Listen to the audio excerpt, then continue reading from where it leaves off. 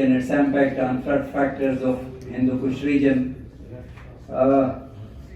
As you know, this is very important region. This region we call it the pulse of the earth. This is also the third, fourth, northwest. We have the Hindukush mountain system. All the right bank tributaries of Indus River, they are taking its origin from this. I will show you some of the glimpses with special reference to the climate change. So you can see how frequently and gradually there is rise in greenhouse gases, especially the global surface temperature. So you can see there is a rising trend right from 1900 to as far as the present day. So there is a gradual rise in temperature. Extreme weather events, especially the meteorological and the as many heat waves are currently affecting the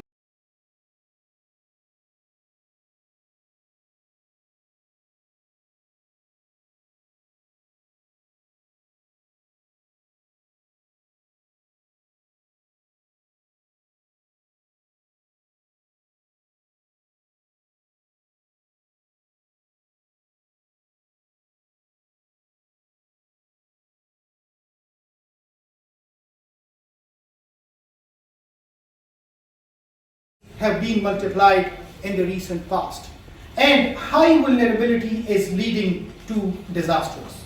That's why flood risk modeling and management is the need of time. Well, my case study is Panchkoda Basin. Panchkoda Basin is located in the northwest of Pakistan, and administratively it is comprised of 3 districts: District Upper Dir, District Lower Dir, and some parts of District Peshawar.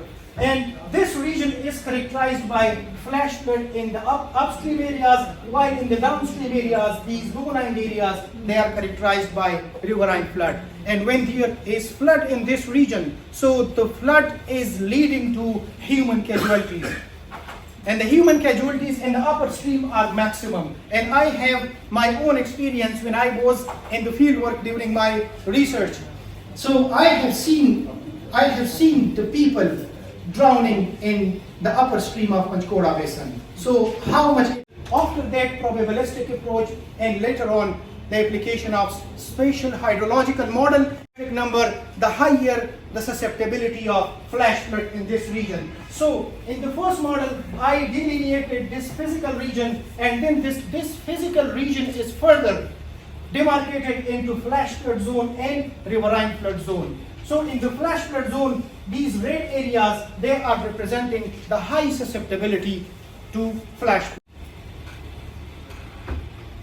Well, these are the parameters I will be moving on because of the shortage of time. So moving towards the third resultant of this research. When there is rainfall, the rainfall is producing surface runoff. And this is basically the resultant of this resultant. We are having over here the spatial extent of the flood. So this is the spatial extent of the flood, and we can see the communities where population density is high. These are not villages, these are the urban centers, major settlements, and they are located in the flood zones.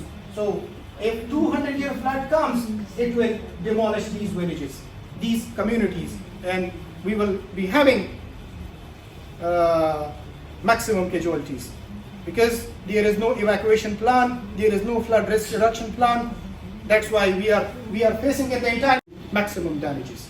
So the average depth level of the 100-year and 200-year floods are 5.8 meter and 9.3 respectively. The maximum depth of the 100-year and 200-year flood is more than that. Agricultural land, their standing crops are even damaging partially or completely their houses or their other properties. What they will do? Still, I have my own observation. The damages of the 2010 floods are still there in many regions. The damaged bridges, the damaged roads, and even the damaged houses. The people are economically not well equipped to rehabilitate. While in such conditions we need reconstruction, but reconstruction is not possible because of the economic potentiality of the people. So this is downstream areas. So the first solution is When the upstream in the upstream areas we have low possibility or probability of the flash flood, this will reduce the floods in the downstream areas. So installation of Doppler weather radar. This radar will not only beneficial for this region, but it can also help even Afghanistan, because this region is at the border.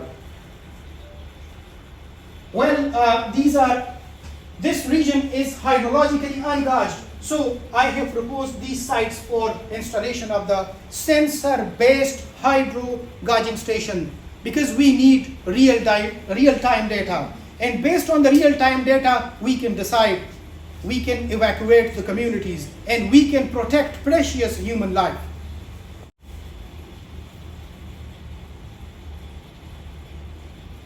Well, the third strategy, it is based on geomorphology of the region. In this region, the first order stream, the second order stream, and the third order.